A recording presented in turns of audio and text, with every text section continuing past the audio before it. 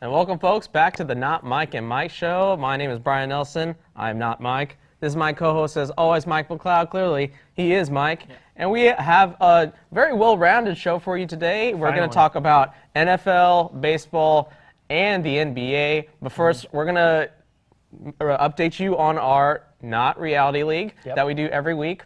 I, as well as you, were 3-2. Yeah, I thought you were 4-1 last week. No, I unfortunately picked the Seattle Seahawks to win against the LA Rams, and they got me all 3 points in the game, and that is usually not enough to win. Nope. And it was not enough to win. Nope. So I was wrong there, and that was my most confident matchup. And the Rams still haven't scored a touchdown in LA since 1994. But they're 1-1. Yeah. Jeff Fisher was like, it'd be nice to score a touchdown. It'd be nice if Jeff Fisher could coach a game. It'd be nice if there was a new coach in LA. It would definitely It'd be really nice if they had a competent cornerback in LA as well. Instead of Case Keenum. And I liked Case Keenum once upon a time. Why? Back when he played in Houston, I was like, yeah, Case Keenum, man. Like, he's the truth. I think that's a topic for another show. So, unfortunately, I was not able to catch up to the one-game lead Mike has overall. He has a 7-3 record after the first 2 weeks. I have a 6-4 record. So, my first roster move, as me being the lower ranked of the two, I'm dropping the Denver Broncos to pick up the Tampa Bay Bucks. I am going to be steadfast in that the Rams are not going to win back-to-back games. That is not a possibility that can happen in the NFL, so I'm picking the Tampa Bay Bucks with my first move. Mike, your one move of the week? Yeah, I'm just going to go chase whoever is playing Cleveland, and I'm just going to drop Baltimore and pick up the Miami Dolphins.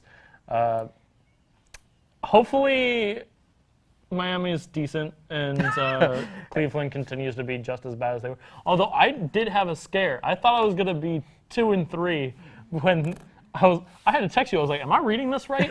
Is it 20-0 Cleveland? Yeah, Cleveland was winning against Baltimore. It was 20-2 at that point. Yeah. Baltimore stuck at that safety like old Ray Lewis would want to get that 2 points. I mean, that's what happens when you block an extra point.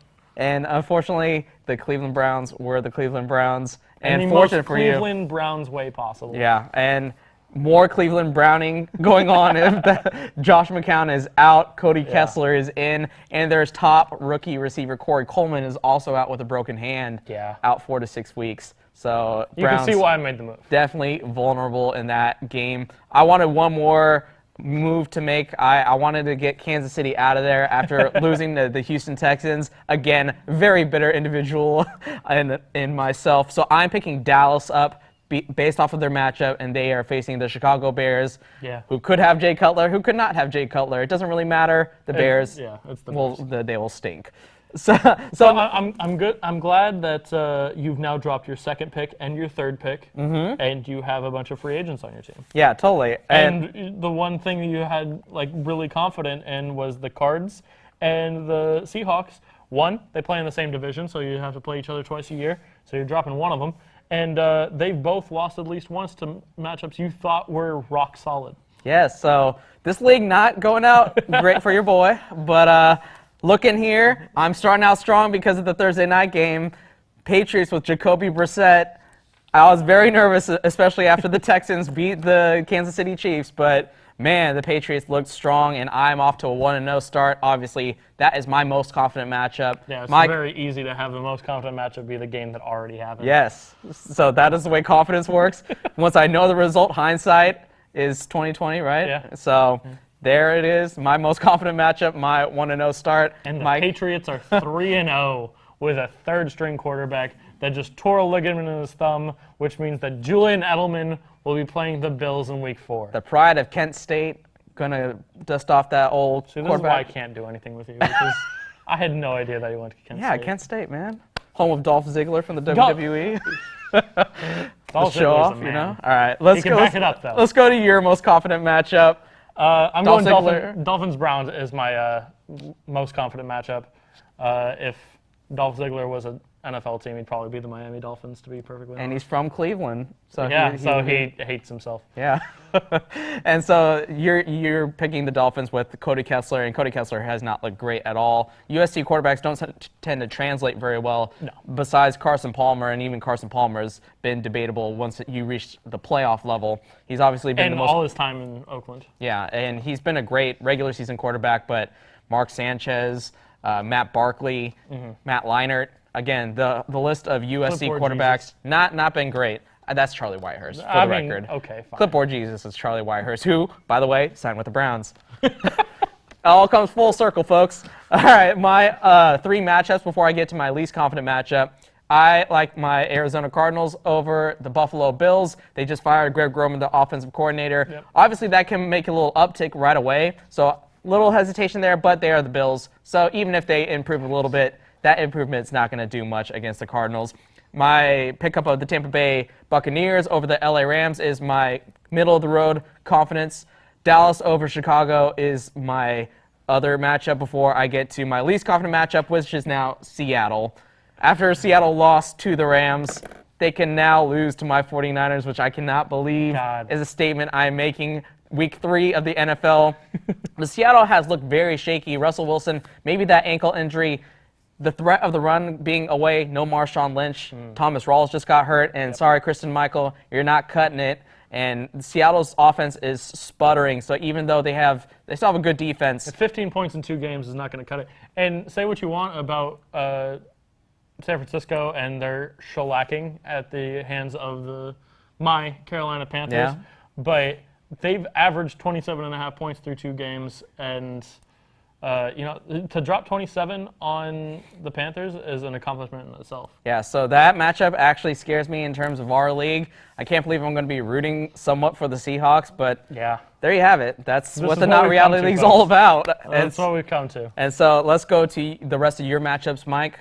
Yeah, I had actually a tough time trying to make up my list because everybody I feel pretty confident in. Like I said, Dolphins-Browns just at the top of the list. Packers versus the Lions. The Lions gave up a game last week to the Titans in the most Detroit Lions way possible by just, giving up a touchdown at the end there. And did you see that throw from Mariota to Andre Johnson? That was a nice throw from that Titan. What? That was right. That was right into double coverage to Andre Johnson, who is not separating from anybody. No. So just kudos to Marcus Mariota. But they're playing the Packers, and the Packers need to have a get-right game, and I think this is the opponent to do it against. Then next, I have the Steelers over the Eagles.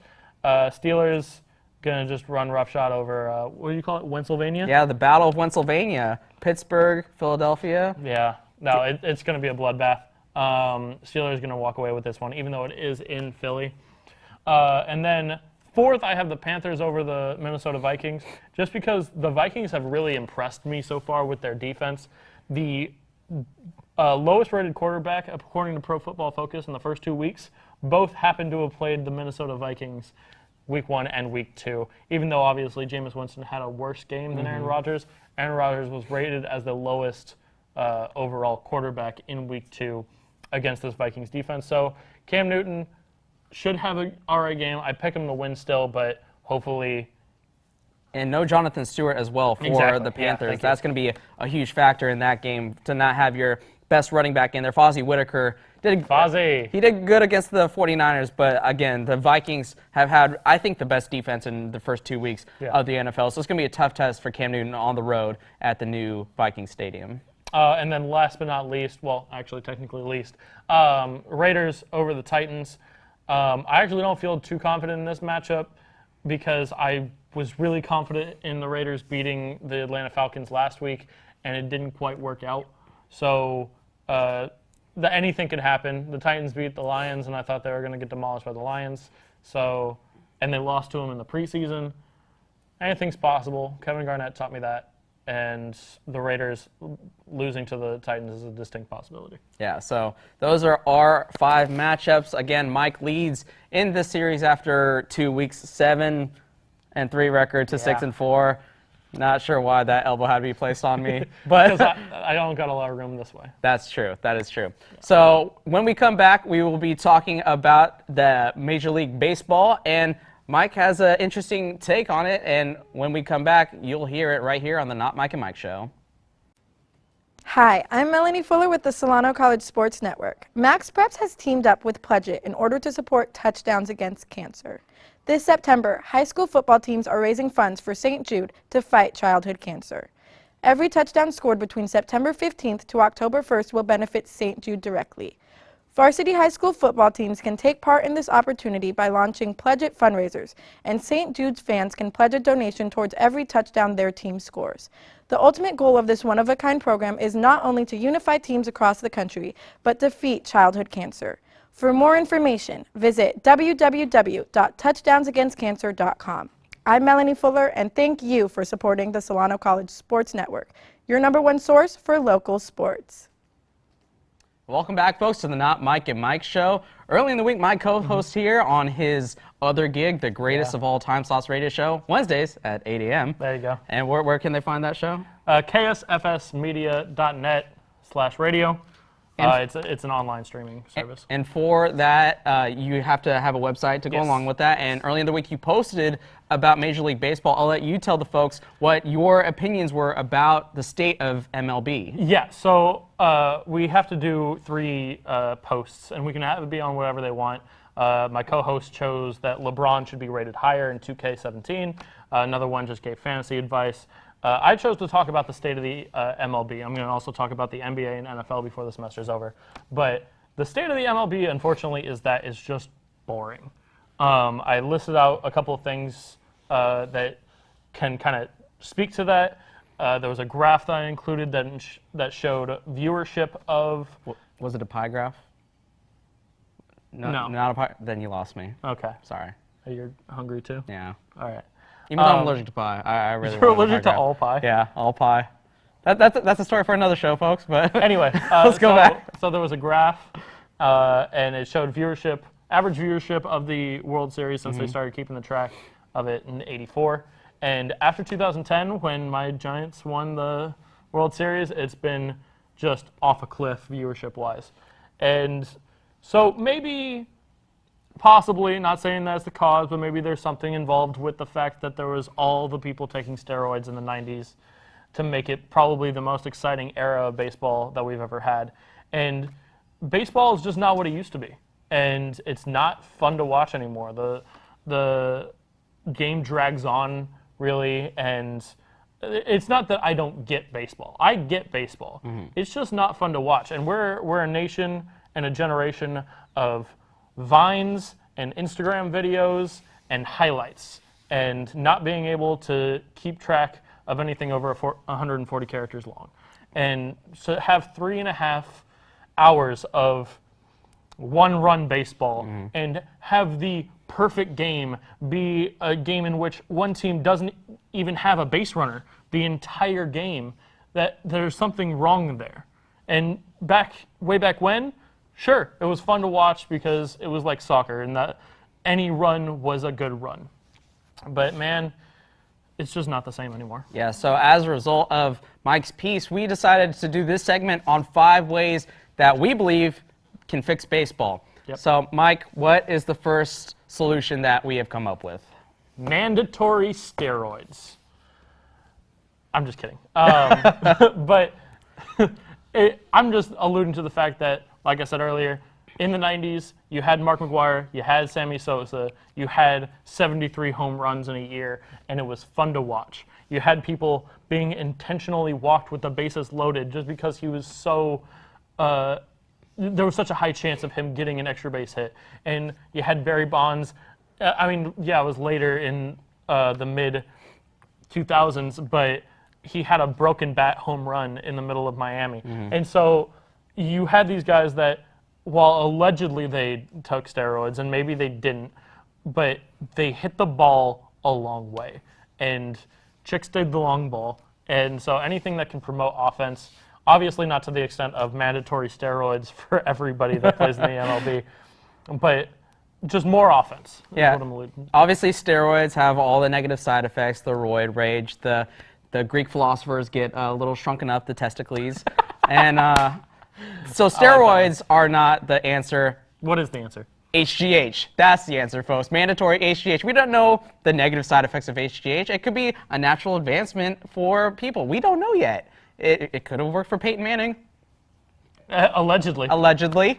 Yeah, thank you for saving me from being sued. But HGH, that could be the possibility. You know, baseball goes through eras where they look the other way. Steroids, it took a while for them to be banned. HGH, we don't know a ton about it. So maybe instead of like mandatory HGH, maybe the MLB should just look the other way when it comes to HGH. That way they can get their offensive numbers up and have a little bit more entertaining offensive game. That's just me, though. All right, our next thing on the list was actually your best idea that I've ever heard of. Thank you. Why don't you tell the people what you said? No more breaking balls, no curveballs, no sliders. For one, it really injures kids. And in Little League, they are going with breaking balls before their arms develop. So kids that are 12, 13 years old develop arm injuries, and that's pretty ridiculous.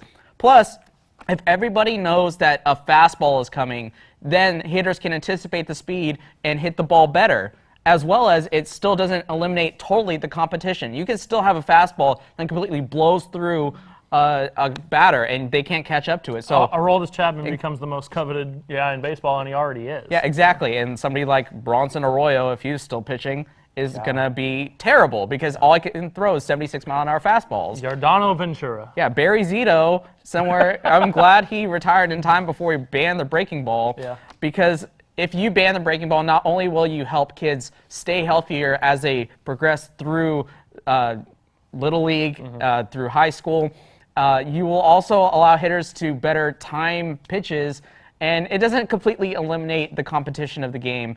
I think it would probably reduce the number of Tommy John surgeries as well. So all of these great pitchers like Jose Fernandez and who else? Zach Wheeler, who have like 90-mile-an-hour sliders, that can't be good for your elbow. So if you ban the breaking ball, not only will it help the offense, but it'll help pitchers stay healthier. Plus, it doesn't completely take away from the competitiveness of baseball. No, that's not a serious actual like. No, it's not. But my tone was serious, right? Yeah, no, I believed it for a second. The time on the speech and debate team really helped me be a little persuasive. Okay, so kind of fun. Our third point, eliminate series. And Mike, this was your idea. Yeah. So let's go through the details of how you eliminate 3-game series and 4-game series. Exactly. So you look at the popularity of the NBA and the NFL, and I think one of the things that has to do with it is the exclusivity is not the right word, but like how important every game means. You only get to play a team once and then you move on. Maybe you only see a team 3 times in an entire year. You only have 82 games. Football is only once a week, and so you spend the entire week waiting for that game. And you hype it up and you hype it up. And then Thursday night football always sucks. It was 27-0. Yeah. But people watched it Yeah. because it's football. And it only comes once a week, and you got to get it on Thursdays, Sundays, and Mondays. But you have baseball that literally calls it the dog days of August. The players don't want to be there. The fans don't want to be there. It's hot. It's not fun to do.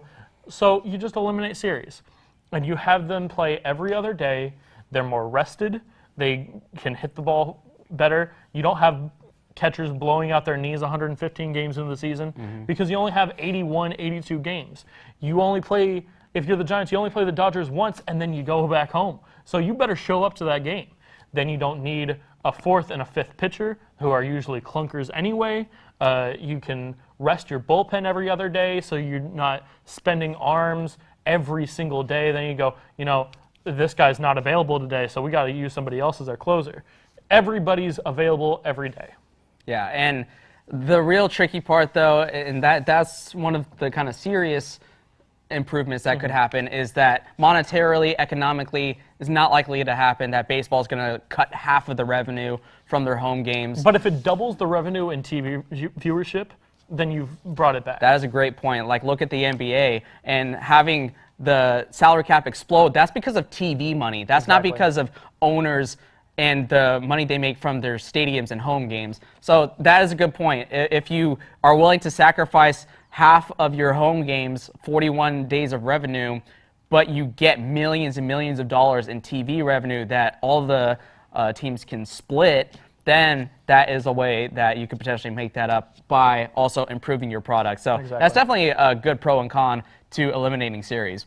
Let's go to our fourth idea, banning the shift. And this is kind of an idea that a lot of baseball purists might not like, just because it's like, hey, that's part of the game. And like, basically, it's eliminating the chess match of baseball. Yeah. And a lot of people go, well, you can't have it this way because that's not baseball, and anything that messes with my baseball isn't real baseball, and I love my sport. And man, go back to the 50s. Because like, honestly, like there's so many things we could talk about, but there's no reason why a person should be able to make their major league debut and then the second baseman lines up in right field because they already have so much tape that they're not going to honor the ability to hit to the opposite field. And so it's going to make newcomers and the people that are coming up from the minor leagues not do as well. And so then you have your talent base not as good as the current generation. And then we already have a problem of not a lot of big names there's no face of the MLB. And so if you take the next generation and you squander it and you make it harder for them to succeed because you've shifted 4 people to the right side, then you end up with the NASCAR dilemma where you just have a bunch of old guys running around and nobody there to take its place. Yeah. And so with that, let's go to our last idea, just because we're short on time for this segment. I think my kind of joking idea was that you have your 9 starters on the defense, you have your pitcher, and in the AL you have your DH, so that's 10 players. But you only have a 6-man lineup. Yep. And so that way your players get your top players get 4 guaranteed at-bats instead of the 3. Obviously, with turnover, if you have a good offensive game, you could have 5, 6 at-bats for Mike Trout, for Carlos Correa. That would increase the star power. But, let's be a little bit more serious. I actually like the idea. I do too, but I don't think that's ever going to happen realistically. We made a joke that in the American League, you could still use the DH, but you had to still use your pitcher to hit in the National League. Just to show how steadfast and tradition of the National League. You must hit your pitcher, even though you only have 6 spots now, and so 5 of them have to be your good hitters. So that kind of branched into our idea of having the DH in the NL, have it well-rounded. AL numbers tend to be higher than the National League numbers, so having the DH in both leagues would definitely improve the offense of specifically the National League. It wouldn't affect the American League as a whole. But I think the American League is where people tend to gravitate.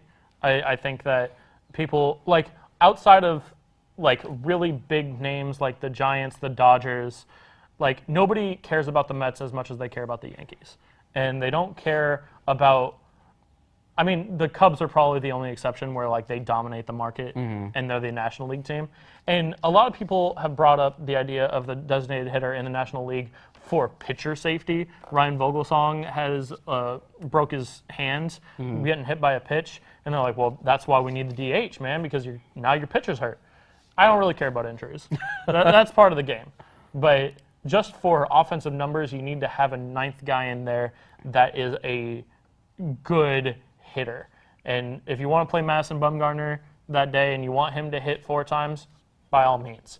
But have the ability to have a DH, that you have a guy that's built to hit, that hits every day, to hit every day. Yeah. So those are our 5 ideas on how to improve baseball. Some serious, some not so serious, but hey, that's what you get here on the Not Mike and Mike show. When we return, we're going to talk about the NBA and some of the recent retirements and decide whether they're exactly Hall of Famers. So don't go anywhere. When we come back, we're going to talk about the NBA. If you have an interest in a career in sports broadcasting, whether it's behind the scenes or on camera, then this is the class for you. Class is held every Wednesday from 1:30 to 4:30 in room 121 alongside the library building. For more information, contact Greg Poff. That's me at solano.edu. we hope to see you here next semester. And remember, it's more than just sports, it's an education.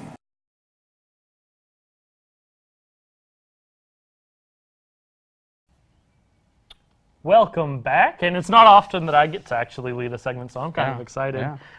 So you've sat with us through this, or maybe you just skipped through to this section because all you care about is basketball. I don't blame you. So a couple people just retired in the last year, and we did this segment for the NFL at the end of last season, and we kind of want to do the same thing. So most notably, we'll just get right into it. First guy, Kobe Bryant. Is he a Hall of Famer? Yeah. All right. Yeah. Tim Duncan. Is he a Hall of Famer? Yeah. All right. Yeah. There you go. Yeah. Kevin Garnett. Is he a Hall of Famer?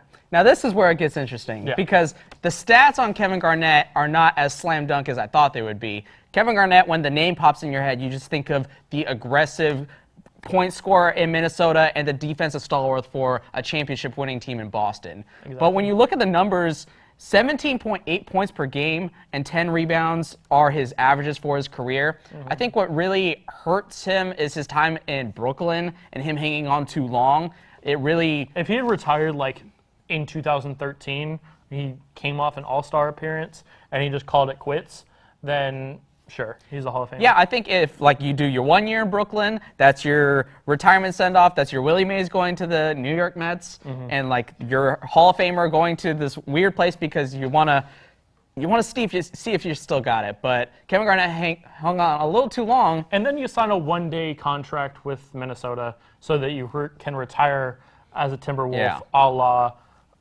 Jerry Rice. Yeah. So there with Kevin Garnett, his numbers aren't as good as you perceptually think it would be, but in my opinion, I think Kevin Garnett is a Hall of Famer still because of the championship ring he got. I think really that big three is the start of a turn for basketball in terms of philosophy of They were the first big three. They were the first big three. And Kevin Garnett was the first big name to get traded to a team to make a big three. Paul Pierce was already the star in place. He was the Dwayne Wade. Ray Allen was the nice piece to complement Paul Pierce, but Kevin Garnett was the superstar in that acquisition. Kevin Love? No, he would be the LeBron. Like he would be the top player to go along, not the complementary player like Ray Allen was, who would just stand on the outside, be a sharpshooter for threes. Paul Pierce was your main scorer, but really Kevin Garnett was the defensive anchor of a really good defensive team with Tom Thibodeau, who eventually went on to coach the Bulls. I forgot that he coached that team. Yeah, he was the defensive coordinator. They don't have defensive coordinators technically, but he was the assistant coach in charge of defense, and Kevin Garnett was the main player that really solidified Boston being a top squad. So I definitely perceptually think of Kevin Garnett in terms of longevity as well. 22 years, 21 years, drafted out of high school, being 40 years old. He's been in the NBA longer than he hasn't been in the NBA. I feel like if you played 20 years in the NBA, you should just go to the Hall of Fame anyway. Like there's a reason you're there. Exactly. Moving on, it hasn't been announced yet, but there was a setback. He didn't pass his physical. He's not ready for training camp, and he's scared to talk to Pat Riley. So Chris Bosh is not official yet, but if he were to retire today, is he a Hall of Famer? Yeah, first of all, the Chris Bosh story is just sad. Like he's twice been detected for blood clots, and when you have blood clots the first time, that's one thing, but when it reoccurs, that's when the problem really escalates, and you really have a danger of losing your life on the court. And I can't recall a time in an NBA era of just this mass television era where somebody has died on the court, and let alone a superstar like Chris Bosh have a health problem. I think there was that one college game where the guy had a heart attack. Yeah, it happens on like 70s. the lower levels of like kids with an undetected heart condition in high schools where the screening process isn't as elaborate as the pros, where they have like they obviously have mandatory physicals, but because it's a professional league, they're going to go a lot more in depth to protect their product and protect the product on the court. So Chris Bosh's health elements really could be a sad way to end his career, but if you look at the numbers and the accolades, 2 titles with the Miami Heat, one more than Kevin Garnett. 19.2 points per game, 8.5 rebounds. And his last year with the Heat averaged over 20, or was it 19? 19.1. Yeah, 19 points a game still for Chris Bosh. He's been in the league 12 plus years, so not too shabby in longevity as well. If he were to retire and he didn't have this heart blood clot thing, isn't it his heart? I think it's in his lungs. Okay. Well, if he didn't have the blood clot thing going on and he retired anyway, I still wouldn't view him any differently. Yeah. Like, he's going out when he still has stuff left in the tank, which sucks, but he's still done, I think, enough he has the scoring, he has the extracurricular accolades. I think he's just done enough to really establish himself as maybe not a first ballot Hall of Famer, but a one-day Hall of Famer. Yeah, he obviously has the Olympic experience as well. Exactly. Because Basketball Hall of Fame, that is the one difference between the NFL and Major League Baseball. Basketball Hall of Fame takes into account your entire basketball career. Which is why Carmelo Anthony will be in Hall of Famer one day. I mean, Syracuse with the national championship. He doesn't want to have an NBA title, but he has a college title. He has 3 gold medals. And even though I personally don't like Carmelo Anthony as a player, I thought His potential still in that. he was overrated from the beginning. I was a Hakeem Warwick guy. Shows how much that worked out. And I think I had him on my team when my team first came out in 2K13. I mean, he was 6'10" and had the Yeah, athleticism, man. Great guy. Hakeem Warwick, man. Disappointing. Future Hall of Famer. Yeah, never thought a Hall of Fame segment would devolve into a Hakeem Warwick reminiscing. You know, but, this is probably the highlight of his career. Yeah, there you go. So last guy, before we get out of here, he just kind of hasn't gotten a team again, so he just kind of retired by default. Yeah. Amari Stoudemire. Yeah, he actually went overseas. He purchased ownership in a team overseas, and it was like, hey, I'm the owner. I'm going to play. And that's the way to do it. If you can't get a team to get you to play for them, you buy a team, and then you make them play you. So Amari, from a business perspective, I like the initiative, not giving up there. I think this is the most debatable name there just because he doesn't have the titles at any sort of level. Obviously, he went straight from high school, doesn't have a college career to really back up his resume, as well as I don't believe he was on any of the Olympic teams. If he did, he was in the one that got a bronze medal. Yeah, so because that would have been like right at the peak of his career. Those kind of accolades for these fringe players who have a lot of stats, but don't have the accolades to go along with it. You really need some of that to really boost your resume. But 18.9 points per game, 7.8 rebounds, averaged 25 points 3 years in the NBA, 3 separate years. It wasn't like consecutive. It was 2004, 2007, and 2011 when he went to the Knicks for the first year. So he still had it, even though Phoenix didn't want him anymore. Yeah, but unfortunately, I think Amari, I don't think he's a Hall of Famer. He could eventually sneak in there if there's like a weak class, but I don't think he has the accolades. He just has some solid numbers, but 18.9, 7.8, is that really a Hall of Famer if he doesn't have anything else to back him up on? I don't think so. Food for thought, though. Yeah. Steve Nash, obviously going to be a Hall of Famer. Yeah. Now, in 5 to 10 years, we won't see Amari Stoudemire as the buffoon that played in New York and couldn't catch the ball, and we're going to see only highlight tapes of his 7 seconds or less Phoenix offense and Steve Nash giving him the ball, the second coming of Karl Malone and John Stockton. Is there anything that we're going to get a little bit of revisionist history toward the career of Amari Stoudemire and go, you know what, maybe he is a Hall of Famer, look at him go? Yeah, that's a good point. Just because the Phoenix years are so far past him, you really forget how much of a physical freak he was out of high school. He was nicknamed the Man Beast, or Man Child, because of how mature his body was. In the same way that like Jermaine O'Neal is kind of the same sort of build of person. Like if the Malice in the Palace doesn't happen, does he have a ring with? No, I didn't think so. No. He played on the Warriors when they were good. Yeah. So. But still, like those types of players that were really dominant coming out and really took the league by storm, and then just it never really amounted to anything, and then they just kind of faded off. Yeah, so I wouldn't put Jermaine O'Neal in the Hall of Fame either. So even though they're similar players, I would say no to both of them. So Okay. just at least there's consistency there for me for once yeah. in my life. What is never inconsistent is how much fun we have here Oh, on the yeah. Not Mike and Mike show. Thank you for tuning into this wonderful episode about the NFL, Major League Baseball, and the NBA. A little bit of variety for everyone. So thank you for watching. Come back, see us here on Solana College Sports Network next week. Almost stuck it.